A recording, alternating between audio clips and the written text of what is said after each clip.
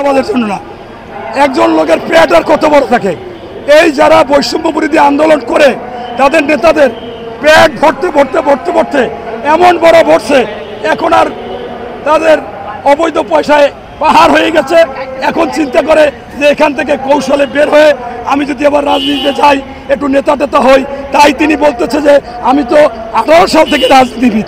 এর আগে কিন্তু সংসদ যখন উপদেষ্টা নেওয়া হয় তখন বলা হয়েছিল কোনো রাজনীতিবিদ নেওয়া যাবে না এবং যারা এখানে থাকবে এই সরকারের আমলে নির্বাচন করা যাবে না। সেখানেও দেখেন এখন আবার সে বলে আমি নির্বাচন করতেও পারি নাও করতে পারি।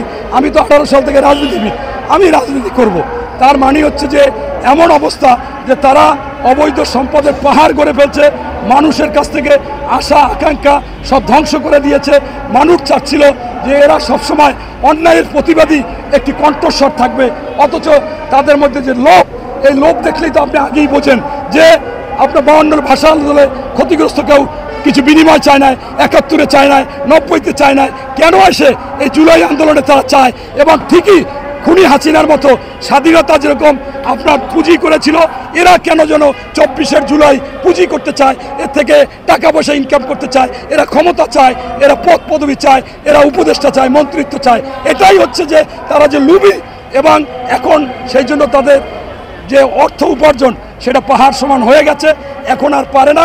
একটা গল্প আছে, একজন খাদক খাইতে খাইতে খাইতে খাইতে অজ্ঞান হয়ে পড়ছে, এখন একটা ট্যাবলেট নিয়ে এসে ট্যাবলেটটা খাইতে বলতেছে, ও বলতেছে যে খাইতে পারবো না।